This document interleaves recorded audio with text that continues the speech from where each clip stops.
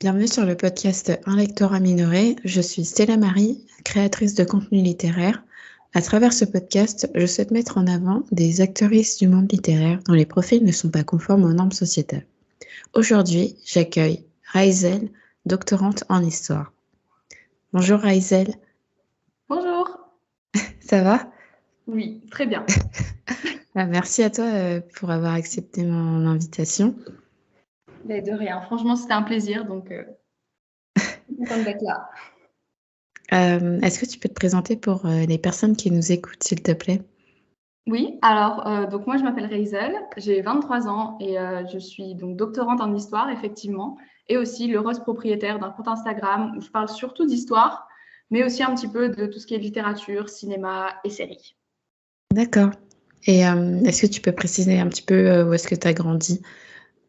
Alors, c'est un petit peu compliqué ma vie, mais en fait, donc je suis née en Allemagne et j'ai par contre surtout grandi entre la France et la Russie parce que, en fait, pour faire simple, un de mes deux parents, ma mère, est russe. Et donc au final, par contre, j'ai vécu vraiment très très longtemps en France, quelque chose comme 17-18 ans, je ne sais plus trop. Et bon, maintenant, par contre, je suis rentrée en Russie de manière permanente, on va dire. Mm. Et voilà. Et entre-temps, je suis aussi allée vivre un petit peu dans d'autres pays comme la Chine, la Lituanie. Et voilà. Mais j'ai essentiellement grandi en France. Ok. Ouais, donc tu as quand même un grand bagage culturel. On peut dire ça. Et est-ce que tu as des hobbies à part la Alors, lecture dans la vie?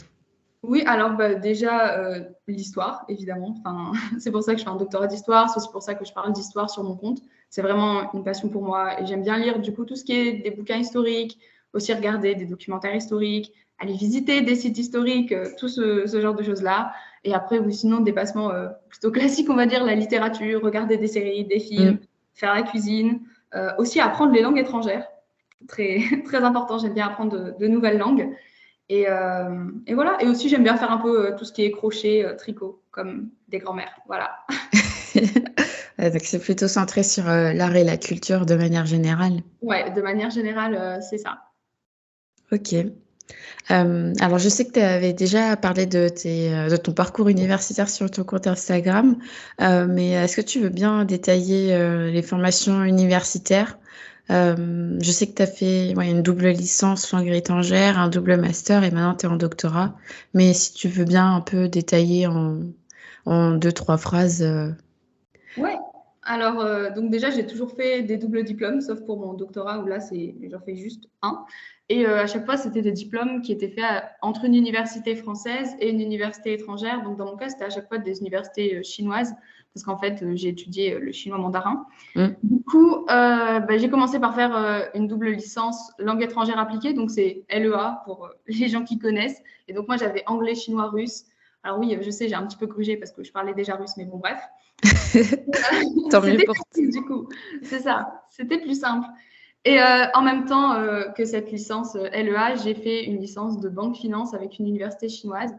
Et donc, en fait, pour revenir vite fait sur la LEA, si jamais les gens ne connaissent pas trop, donc en fait, c'est un diplôme où la moitié du temps, on apprend des langues et l'autre moitié, on applique ça dans des domaines un peu plus pratiques, comme par exemple du droit, de la compta, du marketing, de l'économie, ce genre de trucs.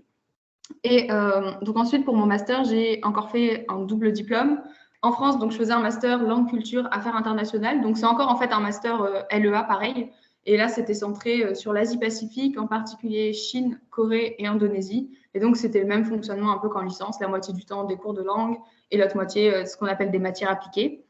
Et en même temps, j'ai fait un master en traduction spécialisée chinois des affaires avec une université en Chine. Et donc, en gros, ça, c'est juste de la traduction, mais de textes, tout ce qui est genre business, contrats commerciaux, ce genre de choses. D'accord. Et voilà. Ah Et ouais, donc, maintenant, je fais un doctorat. Voilà, voilà. ouais, bah, c'est assez complet comme parcours, puisque je suppose que tu avais quand même pas mal d'heures de cours, ou c'est plus du travail personnel. Alors, ça dépend. En fait, pour les cours en France, bah, c'était à temps complet, on va dire. Après, LEA, c'est pas forcément la filière à la fac où il y a le plus de volume horaire. Mm, C'est relativement quand même raisonnable. Enfin, voilà, c'est pas genre une fac de médecine où les gens ils sont là de 8 h du mat à 21 h. mm. Là, volume horaire, c'est relativement OK en LEA. Enfin, il y a des semaines, en tout cas, moi, dans la fac où j'étais, on avait genre à peine 20 heures de cours. Donc, ça allait, Ah mais ouais, donc après, ça va. ouais, ça allait. Donc, après, c'était du travail personnel et tout. Et ça laissait le temps, en fait, pour faire des doubles diplômes. Et de toute façon, les doubles diplômes, c'était prévu dans le cursus. Les profs étaient au courant. Et du coup, c'est pour ça qu'il y avait plus ou moins du temps pour s'occuper Ah en même oui, d'accord. temps Ok. dans une autre fac. Parce que sinon, ouais, ça aurait été le bordel. Oui, là, t'aurais peut-être pas pu suivre. Ouais, je pense Ça que aurait ça aurait été été... trop intense. Ouais. Ouais, je pense. Si ça n'avait Ouais. pas été adapté, ça aurait été le bazar. Mm. Et ouais, du coup, je sais que tu as fait pas mal d'essais, parce que j'ai consulté un peu ton Linktree, et tous les essais que tu as réalisés, donc c'était dans le cadre de tes formations universitaires. C'est ça. Ceux que j'ai mis dans ma bio Insta, c'est ceux que j'ai fait en master. Donc, c'était pour des matières en particulier. Alors, ça dépend. Il y a eu plusieurs matières, en gros. Mais ouais, c'est ça. C'était pas vraiment des projets finaux. Je sais pas si on peut appeler ça comme ça, mais c'était en fait, au lieu d'avoir un partiel, on devait rendre un dossier. Le dossier faisait office de partiel. Et donc, ça devait être un Ah, truc rédigé, recherché, tout ça, sur un sujet qu'on choisissait, qui nous intéressait, pour évidemment que ce soit un peu mieux quand même de rechercher. oui. Et, et c'est ça. Donc, ça, c'est ce que j'ai fait. Alors, je crois qu'ils y sont pas tous. Il y en a que j'ai pas mis. Mais globalement, ouais, c'est ça. Et donc, c'était. Alors, je sais plus exactement lesquels j'ai mis. Mais il y Il en y a. avait un Ouais. sur les Nippo-américains, je crois. Oui, ah ouais, alors celui-là, la matière, je ne sais plus trop ce que c'était. Je sais que j'en ai mis, c'était ceux de mon cours de théorie postcoloniale. J'espère que ça se dit. D'accord. Celui-là, ça devait être. Il y en a eu, j'en ai un aussi, c'était un cours sur en gros le féminisme. Enfin, c'était en général ce genre de cours-là qui demandait des dossiers. Et du coup, là, ouais. Ok. Ah, mais c'est intéressant de remplacer les partiels par des dossiers à rendre. Ouais, Parce que moi, bah. j'ai pas connu ça. Enfin, j'ai eu un parcours assez scientifique, enfin, assez scientifique à 100%. Et du coup, ouais, nous, c'était très académique. Enfin, on n'avait pas spécialement de dossier à rendre, à part pour les stages, mais...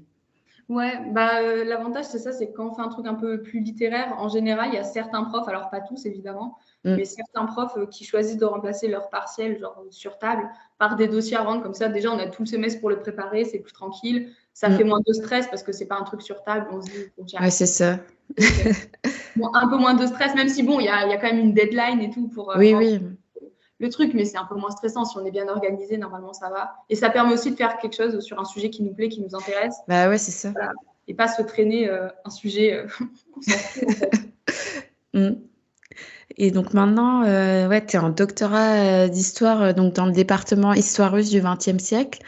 C'est ça. Pourquoi tu as choisi déjà de faire un doctorat et plus spécifiquement d'étudier ce sujet?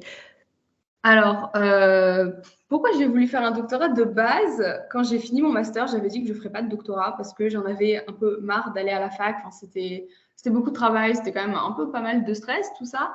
Donc, je me suis dit, je ne ferai pas de doctorat. Et finalement, j'ai commencé à travailler du coup. Et même si j'adore mon travail, parce que je le fais encore, hein, je suis toujours en train de travailler à temps plein. Et je me suis dit quand même, ça me manque un petit peu tout ce qui est la recherche, parce que j'aimais bien, moi, chercher, écrire des dossiers, ce genre de trucs. Donc, Mm. j'ai commencé à me renseigner pour faire un doctorat. Et je me suis dit, pourquoi pas faire un doctorat en histoire? Parce que même si, du coup, j'ai pas fait un cursus d'histoire, j'ai pas fait un master d'histoire ou je sais pas quoi, mais en master, mon mémoire, c'était un master c'était un mémoire, pardon, sur de l'histoire. Et du coup, je me suis dit, je pourrais peut-être essayer de genre m'infiltrer, entre guillemets, dans un doctorat d'histoire en faisant valoir le fait que que j'ai fait un mémoire d'histoire.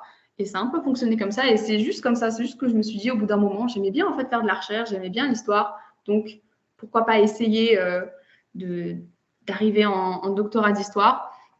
Et du coup, j'ai profité du fait que je ne faisais pas mon doctorat en France et que je fais mon doctorat du coup en Russie pour en fait aller dans des filières qui n'existent pas vraiment en France parce que donc oui, je suis dans histoire russe du XXe siècle, mais genre plus précisément, ça c'est le département général, mais après dedans il y a des spécialités et moi ma spécialité c'est un truc que je pense que ça existe nulle part ailleurs de toute façon, c'est histoire de l'URSS, de ses institutions, histoire du Parti communiste, des syndicats, et il y a un autre Ah truc. oui.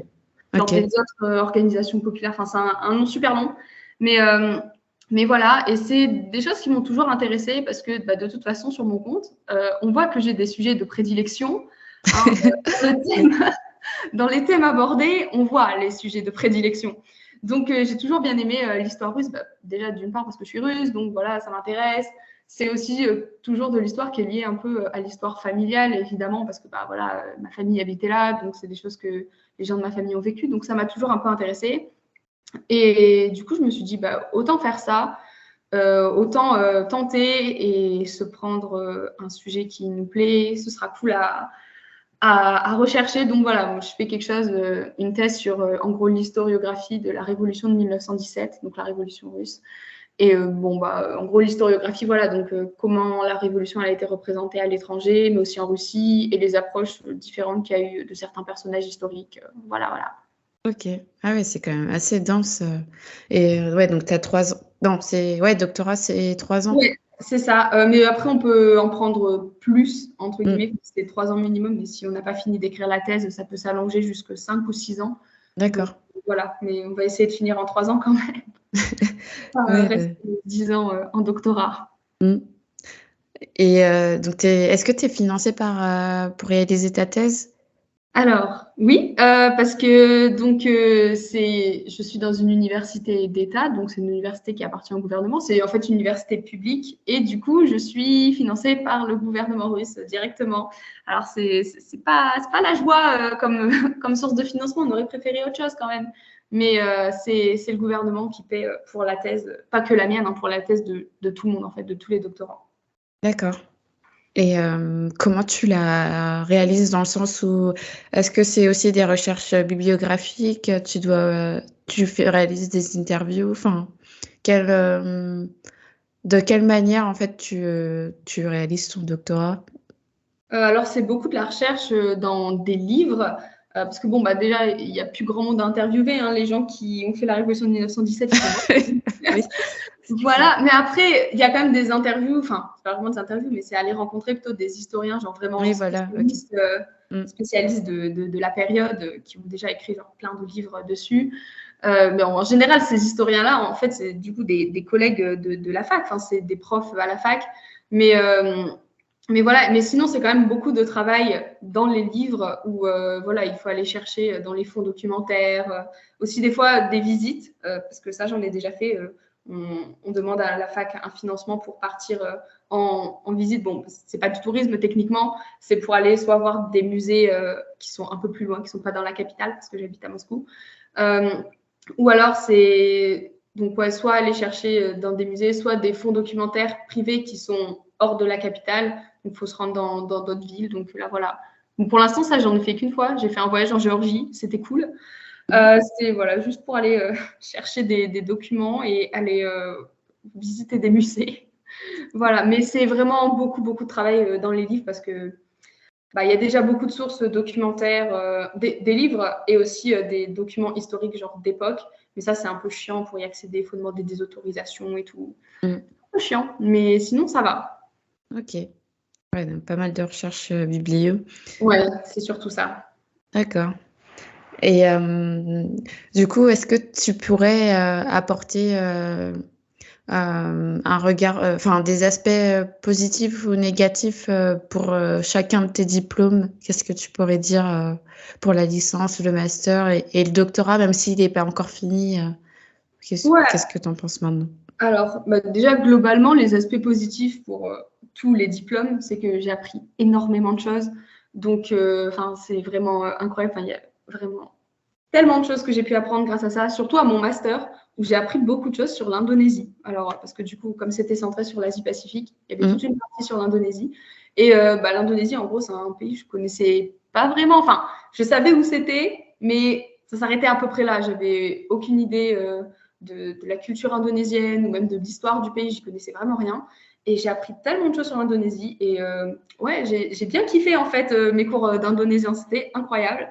Donc, ça, je trouve déjà, c'est une grande richesse par rapport à tous ces diplômes-là, enfin surtout la licence et le master, d'avoir pu apprendre sur d'autres cultures, sur l'histoire d'autres pays dans le monde qu'on ne connaît pas forcément parce que ce n'est pas au programme classique, on va dire, genre l'histoire de l'Indonésie, par exemple, personne ne fait ça. Donc, je trouve que c'est une énorme richesse déjà d'avoir pu apprendre là-dessus, d'avoir pu apprendre d'autres cultures, tout simplement. Et après, pour surtout ma licence, ça m'a permis de voyager et d'aller étudier à l'étranger. Et ça, c'est quand même une chance parce que je suis allée étudier en Chine, du coup. Et c'est une énorme chance de pouvoir aller dans une université étrangère et voilà, de pouvoir en plus s'immerger genre, dans une autre culture, découvrir une autre façon de vivre, découvrir un autre pays qui est complètement différent de ce qu'on connaît, en tout cas en Occident, parce que genre la Chine et la France, ça n'a aucun rapport. Donc, ça, une énorme richesse. Et après, en master, j'ai pu partir en Lituanie. Et ça aussi, c'était vachement bien. Je connaissais pas. Je savais où était la Lituanie, mais voilà, j'y connaissais rien non plus. J'étais jamais allée là-bas.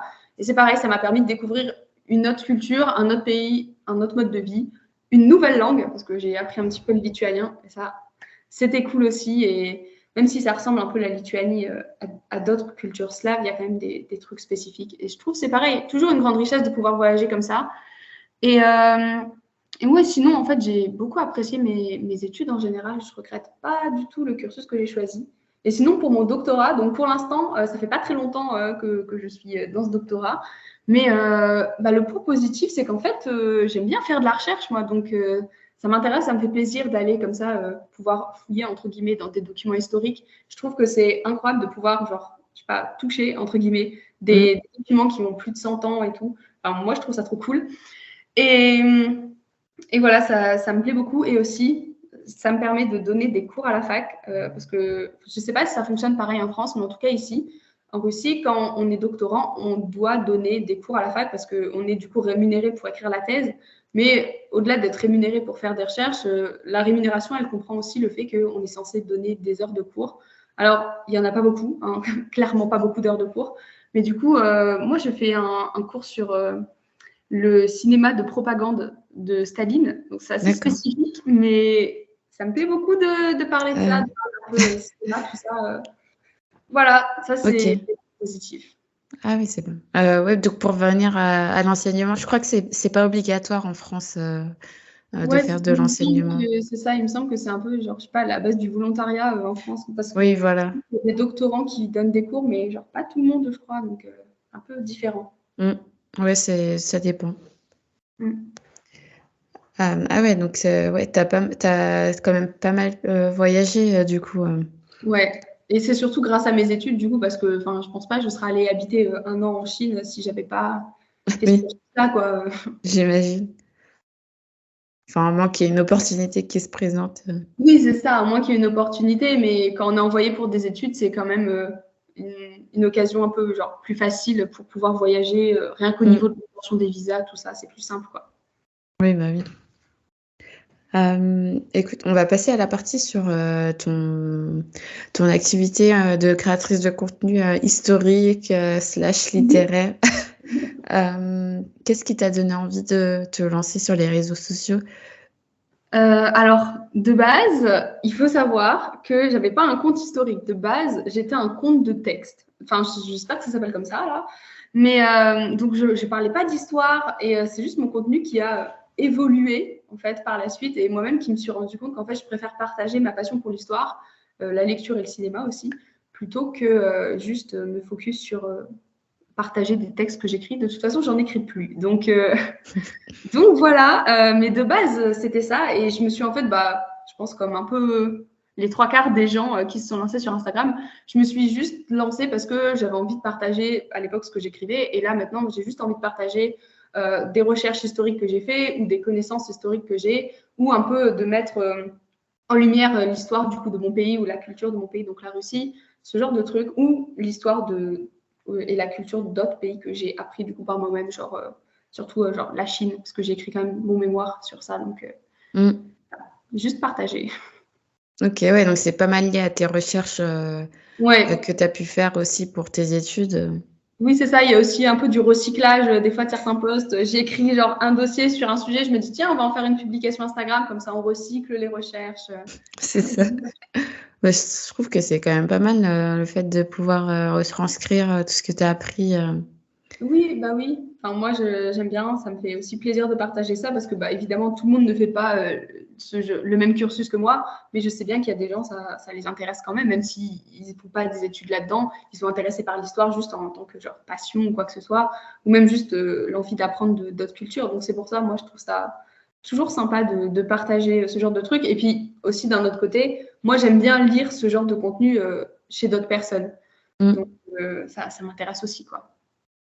Ouais, donc du coup, tu suis plus des comptes historiques ou des comptes qui partagent enfin, une histoire, on va dire, dans sa globalité, soit par rapport à la culture de la personne ou...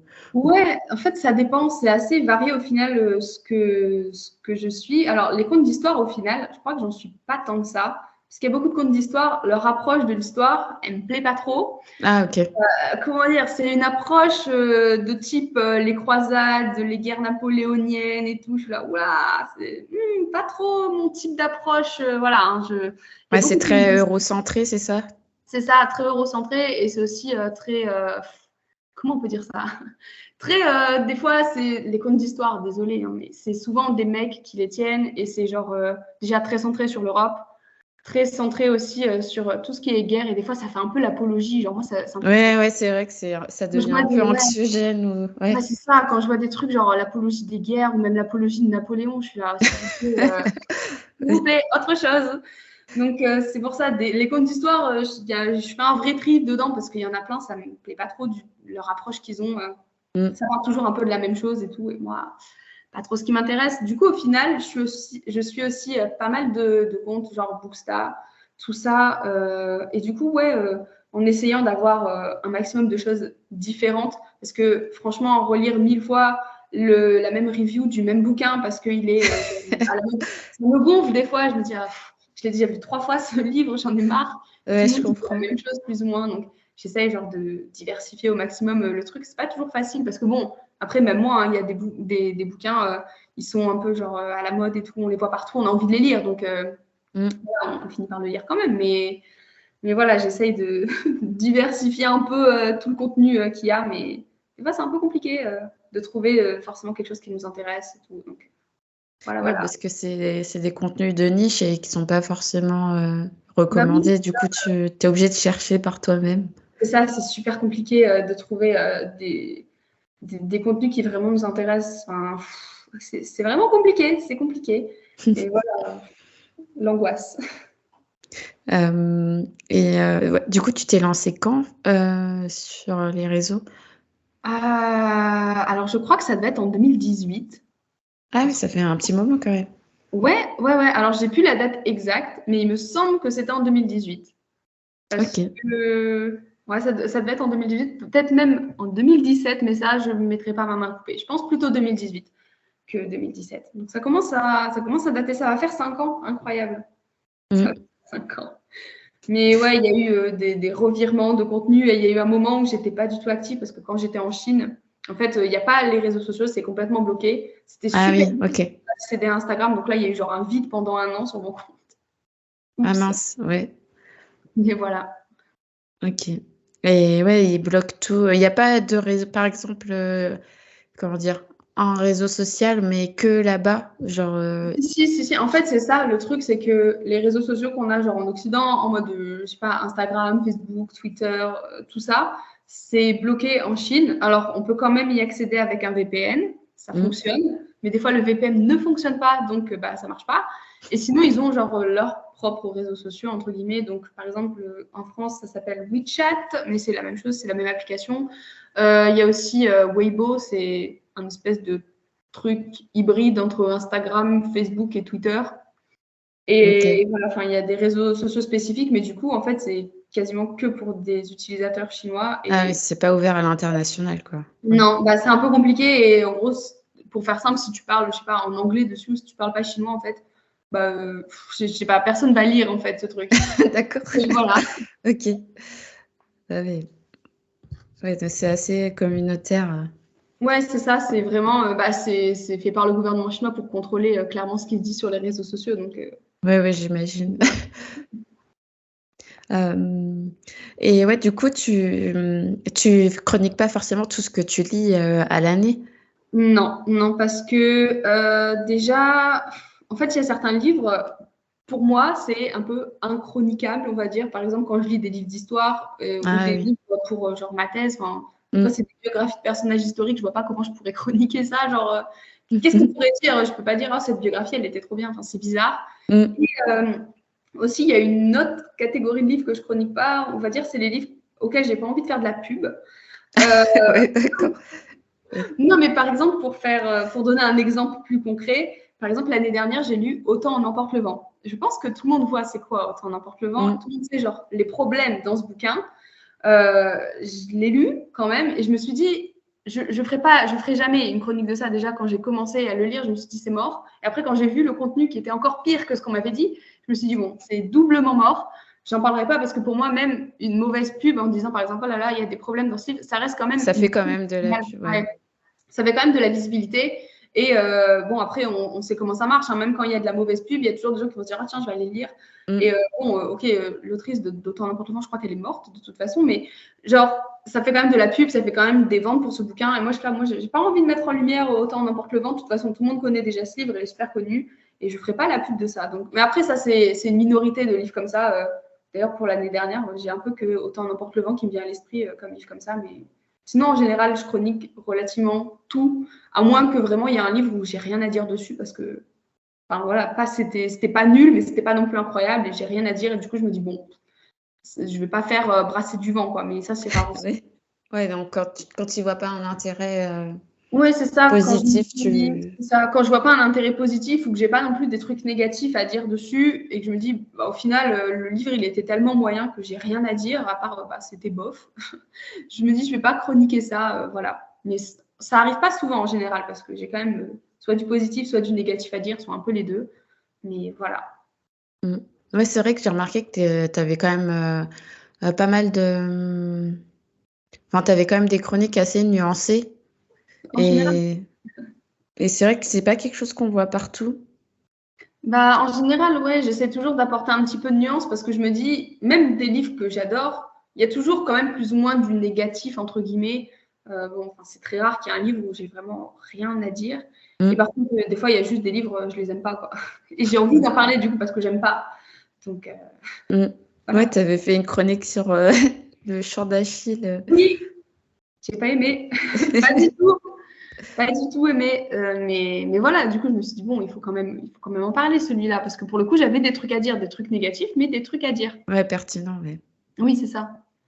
Ok. Et t'es plus... Enfin, vers quel genre littéraire tu te tournes en fiction, par exemple? Alors, moi, en général, je suis quand même très, très roman historique. J'aime bien Ok. ça. Mais après, sinon, je lis un petit peu de tout au final. Mais surtout, ouais, les romans historiques, j'aime bien. Et parce que bah, des fois, c'est une bonne occasion de découvrir aussi des périodes historiques que je connaissais pas forcément. Bon, en partant du principe, bien sûr, que ce qui est dit dans le livre est relativement conforme à la réalité historique, parce que des fois, c'est romancé et du coup, ça n'a plus aucun rapport. Mm. Mais pour certains livres, c'est un bon moyen, je trouve, de découvrir une période historique ou aussi de découvrir la littérature qui a été produite dans une période historique donnée. Ouais, ouais, bah c'est assez intéressant. C'est vrai que moi j'en lis pas beaucoup, mais là dernièrement j'avais lu Nous ne sommes pas libres de Tracy Chee. Et en gros ça se passe après Pearl Harbor et pendant la Seconde Guerre mondiale, et c'est vraiment du point de vue bah, des comment tu peux dire, des Japonais américains aux États-Unis. Et c'est vrai que cette partie de l'histoire, c'est pas forcément quelque chose qu'on nous a enseigné à l'école, donc c'était assez intéressant de découvrir un peu bah, l'autre facette, on va dire, de cette période. Parce Ouais, que c'est c'est ça. vrai que les Américains, ils sont un peu présentés comme, entre guillemets, des héros parce qu'ils sont partis sur les camps pour, Ouais, pour libérer l'Europe. libérer les Allemands. Sauf que ils faisaient, enfin, c'est pas qu'ils faisaient la même chose, mais ils avaient aussi des camps d'internement sur leur territoire. Ouais, c'est Donc, ça. bon, c'est C'est compliqué. Et c'est assez vrai que ça, contradictoire. C'est un truc qui n'est pas très connu en Europe, cette histoire de camp d'internement des Japonais aux États-Unis. Et c'est dommage que les gens ne connaissent pas ce truc plus. Et justement, ce livre-là, je l'avais vu sur ton compte. Et je m'étais dit, franchement, ça a l'air intéressant. Il est toujours dans ma liste de livres à lire. Donc, il faudra juste que je me le procure pour le lire. Parce que ça a l'air vachement intéressant. Ouais, je crois que j'en avais recommandé lors de sa sortie, je sais plus. Mais finalement, je l'ai lu et ouais, j'avais bien aimé. Est-ce que tu as toujours lu, enfin, c'est quoi ton rapport avec la lecture? Alors, je lis depuis que je suis petite, en fait. Et j'ai toujours lu plus ou moins beaucoup. Mais genre pas toujours de mon plein gré, parce qu'il y a des livres qu'on m'a forcé à lire. C'était des classiques, il faut absolument les lire, tout ça. Ou des livres au programme, donc que ce soit pour le bac en France ou en Russie pour l'examen de fin de lycée, ça s'appelle le Yégué. Il y a des bouquins qu'on est obligé de lire et souvent c'est des livres un peu horribles. Genre en Russie, j'ai dû lire Guerre et paix. Pas deux fois. Je referai pas ça. Mais voilà, après, même s'il y a plein de livres que j'ai été un peu forcée à lire comme ça m'a pas dégoûtée pour autant parce qu'au final, je suis toujours en train de lire aujourd'hui et je me suis jamais arrêtée de lire. Donc, au final, voilà. Ouais, ça fait quand même partie d'un centre, enfin, c'est un de tes centres d'intérêt. Ouais, c'est ça. Ça a toujours été un centre d'intérêt, donc... Et est-ce que tu as une lecture dernièrement que tu as particulièrement appréciée? Alors, dernièrement, un des livres que j'ai lu, ça s'appelle Ce que murmure le vent de Amy Harmon. C'est un livre historique et enfin un roman historique plutôt. Et ça se passe en Irlande en fait, quand le pays commence à se soulever contre les Anglais pour avoir son indépendance. Et c'est aussi une histoire d'amour en même temps. Et franchement, c'est un très très beau livre, un peu un livre en mode voyage temporel. Je sais pas si tu as déjà lu par exemple ou déjà regardé la série Outlander. C'est à peu près. Non, je connais pas. Enfin, de nom, mais j'ai jamais regardé. Oui, en gros, c'est à peu près le même genre de système. C'est un voyage dans le temps de quelqu'un qui part de notre époque pour repartir dans le passé. Et du coup, c'est le même genre de système. Alors, c'est pas du tout la même histoire, bien sûr, parce que ça se passe déjà pas au même endroit. Mais là, c'était vraiment un bon bouquin donc sur l'histoire de l'Irlande et tout ça, donc la lutte pour avoir l'indépendance vis-à-vis des Anglais. Moi, j'ai trouvé ça très, très intéressant. Et en ce moment, sinon, j'ai pas fini ma lecture, mais c'est en cours. Je suis en train de lire Les 7 maris d'Evelyn Hugo. Je pense que tout le monde a vu passer ce livre. Ah oui. Et donc, je me suis dit, il va falloir le lire parce que tout le monde en dit tellement du bien, tout le monde dit tellement que c'est un livre incroyable. Il faut que je le lise pour le voir. Pour l'instant, je suis d'accord avec les avis que j'ai pu lire. C'est vraiment excellent. Donc, j'espère que ça sera bien, mais voilà. D'accord. Ouais, c'est vrai que j'en avais pas mal entendu parler au début, quand je venais de me lancer sur les réseaux. Mais ouais, je crois qu'il y avait eu un problème de couverture avec la maison d'édition qui avait un peu whitewashé le personnage principal et je crois qu'ils se sont rattrapés après quand c'est sorti en poche. C'est fortement possible parce que je sais que la première édition, en tout cas française, j'avais vu passer ça aussi. La femme qui était genre en photo sur la couverture, elle est totalement blanche et blonde et tout. Et je crois qu'ils l'ont rechangé après pour prendre la couverture, je ne sais pas si c'est la couverture américaine ou britannique, mais ils ont rechangé pour le format poche, c'est vrai. Écoute, merci pour tes recos. On va arriver à la fin du podcast. Je voulais savoir si tu avais des questions déjà me regardant ou si tu avais des points que tu voulais aborder que je n'ai pas forcément mentionnés. Alors non, j'ai pas spécialement de questions ou quoi que ce soit à aborder. En tout cas, je pense pas. Ok. Et est-ce que tu as des projets en cours ou des posts que tu es en train de préparer sur ton compte? Alors, des projets en cours, déjà, l'écriture de ma thèse. Mais bon, ça, c'est autre chose.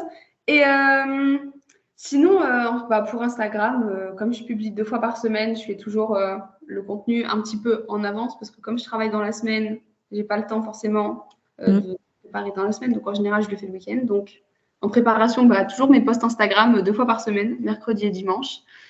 Et voilà. Parce que, pour l'instant, je fais du contenu uniquement sur Instagram. Il n'y a pas d'autre endroit où je poste des choses. Parce que bon, je me dis, là, c'est déjà du travail de faire les trucs sur Instagram, la mise en page. Ouais, c'est ça. J'ai pas envie de me lancer sur, je sais pas, ce serait, je sais pas quel autre réseau social ça pourrait être, genre, je sais pas, YouTube, TikTok et tout. Pour l'instant, ça m'intéresse pas parce que ce sera encore plus de travail en plus de la vidéo et tout. Il faudrait du matériel, du montage. J'ai pas le temps. Donc voilà. Ok, bah, c'est déjà bien. Déjà, poster 2 fois par semaine, c'est quand même 8 posts Oui. par mois, donc c'est assez conséquent. En plus, tu traites pas enfin, tu fais vraiment des sujets de fond, quoi. Donc, ouais, c'est ça. ouais. C'est déjà un peu du travail, même s'il y en a certains, c'est du recyclage du coup de contenu entre guillemets que j'ai déjà fait pour mes études. Mais bon, il y a quand même la mise en page. C'est un peu long, mais voilà. Ok. Est-ce que tu peux rappeler aux auditeurs et auditrices où est-ce qu'on peut te retrouver sur Instagram?